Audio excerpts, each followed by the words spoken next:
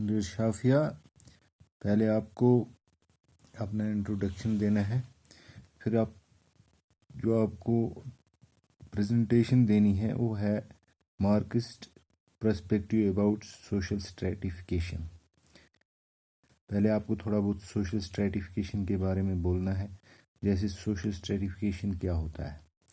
Social stratification का meaning बोलना है कि सोसाइटी में हमारी बहुत सारी क्लासेस होती हैं, उसी को सोशल स्ट्रेटिफिकेशन बोला जाता है।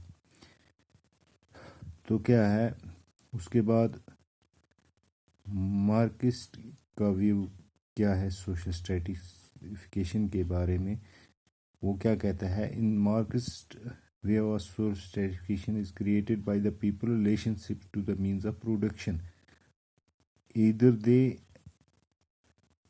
owns productive property, that is capitalist, or they labor for others, are the workers, are called as workers। तो क्या है, उसका व्यू ये था कि जो लोगों में जो रिलेशनशिप है by the means of production, जो प्रोडक्शन होती है उसके बेस पे, कि या तो कोई ओन करता है प्रॉपर्टी, जैसे कोई फैक्ट्री ओन करता है, कोई इंडस्ट्री ओन करता है, कोई मशीनरी ओन करता है, तो वो उसको क्या बोलते हैं, कैपिटलिस्ट और बुर्जुआस। और जो अपनी लेबर, जो काम करने वाले लोग होते हैं, जो अपनी लेबर बेचते हैं उनको, तो उन्हें क्या बोला जाता है, worker. The main point of the Marxist perspective, और जो उसके मेन पॉइंट हैं, सबसे पहला है in capitalist society the bourgeois class own the means of production. जो भी प्रोड्यूस होता है किसी भी सोसाइटी में, वो जो ओन करते हैं वो क्या होते हैं, कैपिटलिस्ट, या उनको बुर्जुआस बोला जाता है। While the proletariat class sells their labour to these bourgeois. जो प्रोलिटरेट होते हैं वो क्या करते हैं, अपना जो लेबर होता है वो इनको सेल करते हैं, इनको बेचते हैं बुर्जुआस को। और जो बुर्जुआस हैं have a power and status, इनके पास पावर और स्टेटस होता है, which they use to maintain the society superstructure. इसी में बोलता जाता है कि सोसाइटी में जो सुपर स्ट्रक्चर किसे बोला जाए, जैसे किसी सोसाइटी की वैल्यूज होती हैं, आइडियोलॉजीज होती हैं, नॉर्म्स होते हैं, तो इन्हें सुपर स्ट्रक्चर बोला जाता है। ये बुर्जुआस जो होते हैं, ये अपना पावर और स्टेटस इसी तरह सोसाइटी में मेंटेन करते हैं, जैसे असल में वो क्या करते हैं, यही वैल्यूज़, यही आइडियोलॉजीज़ और यही नॉर्म पूरी सोसाइटी पे क्या करते हैं, इम्प्लीमेंट करने की कोशिश करते हैं, कि पूरी सोसाइटी इन्हीं चीज़ों को फॉलो करे। उसके बाद है इसका तीसरा point, in an ideal market society bourgeois would have equal share to the means of production and stratification. अच्छा, ये अब क्या बोलता है, अब जो मार्क्सिस्ट की जो आइडियल सोसाइटी है, वो जो सोसाइटी चाहता है कि ऐसी होनी चाहिए कि हर एक का शेयर होना चाहिए प्रोडक्शन में, जो चीज़ प्रोडक्शन होती है उसमें शेयर होना चाहिए, जिसकी वजह से सोशल स्ट्रेटिफिकेशन नहीं आएगा। जैसे जो ये कैपिटलिस्ट सोसाइटी है, इसमें क्या है, इसमें सोशल स्ट्रेटिफिकेशन है। एक तो बड़े बड़े इंडस्ट्रियलिस्ट हैं, फैक्ट्री ओनर हैं, और दूसरी क्लास है या रूलिंग क्लास है, तो ये एक क्लास बन गई। और दूसरी लेबर क्लास है, जो अपना सिर्फ अपने आप को ज़िंदा रखने के लिए वो क्या करते हैं, उनसे वेजेस लेते हैं, या अपने काम के पैसे लेते हैं और अपनी लेबर उनको बेचते हैं। तो नेक्स्ट क्या है, इन्हें capitalist society according to Marxist theory उसने दी है, उसके हिसाब से वो क्या बोलता है, in a capitalist society the ruling class और the bridge was on the means of production. वही बोला कि वही जो पहले चीज़ बोली उसने कि जो ब्रुजवास होते हैं वो सारी मीन्स ऑफ प्रोडक्शन पे कंट्रोल करते हैं, सच एज मशीन्स टूल्स जो भी हैं वो उन्हीं के होते हैं। जो फैक्ट्रीज होती हैं, इंडस्ट्रीज होती हैं, जितना भी कुछ है वो क्या होते हैं, वो कैपिटलिस्ट वालों के होते हैं। दैट मीन्स वो रूलिंग क्लास के होते हैं, या आप ये मान लो ब्रुजवास वालों के होते हैं जो ये सारी प्रॉपर्टी ओन करते हैं, ये सब कुछ उन्हीं का होता है। Can be used to produce, जो ये वैल्यूएबल चीज़ें बनाते हैं अपनी फैक्ट्रियों में। ऑन द अदर हैंड, दूसरी तरफ क्या होता है, वर्किंग क्लास है या प्रोलिटेट है, वो उनके पास सिर्फ एक चीज़ है, अपना लेबर पावर। इनके पास क्या है, जो ब्रुजवास के पास क्या है कि उनके पास क्या है, टूल्स है, मशीनरीज हैं, फैक्ट्रीज हैं।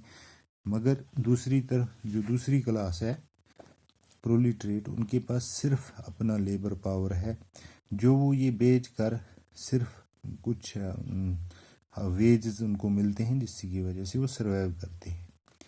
गोया वो उनके पास इसके अलावा और कुछ नहीं है। Here the relationship of production, यहाँ पे प्रोडक्शन पे एक जो ये प्रोडक्शन हुई इस पे एक रिलेशनशिप बनती है एम्प्लॉयर की और एम्प्लॉय की। एक एम्प्लॉयर जो नौकरी देने वाला है, दैट मीन्स वो ब्रुजवाज हैं, एंड एम्प्लॉय जो वहाँ काम करते हैं, दैट मीन्स वो कौन से हैं, workers. Relation form the base of the society, ये उस सोसाइटी का बेस बनाते हैं, विच मार्क्स टर्म्स एज सब स्ट्रक्चर, जिसको मार्क्स ने क्या बोला, सब स्ट्रक्चर। फ्रॉम दिस सब structure the super structure emerge. अब उस एक हिसाब से वो अपनी जो मार्क्स थ्योरी दी है उसमें उसने दो स्ट्रक्चर में बात की है। एक आ गया सब स्ट्रक्चर, सब स्ट्रक्चर में आगे दैट मीन्स ब्रुजवास और उनके आगे एम्प्लॉयज, दैट मीन्स वर्कर्स। और जो सुपर स्ट्रक्चर है, इसी सब स्ट्रक्चर पे एक सुपर स्ट्रक्चर बनता है, दैट मीन्स क्या है, the super structure include the ideas, philosophies and the culture of the society. ये सुपर स्ट्रक्चर में क्या क्या आता है, आइडियाज, फिलासफी, आइडियोलॉजीज, कल्चर्स। तो क्या in a capitalist society the ruling class promotes its own ideology, वो अपनी जो आइडियोलॉजी जो उनको पसंद है, जो जो उनकी वैल्यूज़ हैं, जो उनके नॉर्म्स एंड रूल्स हैं, वो पूरी सोसाइटी को क्या करते हैं, वो फॉलो करती हैं। देन द आइडिया, और वो फॉलो करते हैं, और इसके साथ साथ जो वर्किंग क्लास है वो भी इन्हीं आइडियाज़ और वैल्यूज़ को क्या करती है, एक्सेप्ट करती है। दैट मीन्स जो उनका, हम अपनी ज़बान में कहें तो जो वो करना चाहें वही सोसाइटी में होकर रहता है। However, अब मार्क्सिस्ट इसमें क्या बोलता है, however the Marxists believe that their capitalist economic order would erode or end, कि एक वक्त आएगा ये जो कैपिटलिस्ट इकोनॉमिक ऑर्डर है, इकोनॉमिक मीन्स जो ये इनकी इनकम में अनइक्वल है, शेयर अनइक्वल है, सब कुछ अनइक्वल है। तो हमें सिर्फ समझने की ज़रूरत है एक चीज़ जो मैं पहले बोल गया था कि कैपिटलिस्ट सोसाइटी में ये होता था कि उसमें जो वर्किंग क्लास थी वो अपना लेबर सेल करती थी, और जो प्रॉफिट आता था, जो ज़्यादा प्रॉफिट आता था वो कैपिटलिस्ट को जाता था, रूलिंग क्लास को जाता था। बल्कि जो ये वाले हैं, जो वर्कर्स हैं, उनको सिर्फ अपना वेजेस मिलते थे जिसकी वजह से वो सर्वाइव करते थे, और उसके अलावा उनको कुछ नहीं मिलता था। गोया दैट मीन जो प्रोडक्शन होती थी उनका उसमें सिर्फ शेयर ये था कि वो अपना वेजेस लेते थे जितना वो काम करते थे। जो ज़्यादा प्रॉफिट मिलता था वो कैपिटलिस्ट वालों को मिलता था।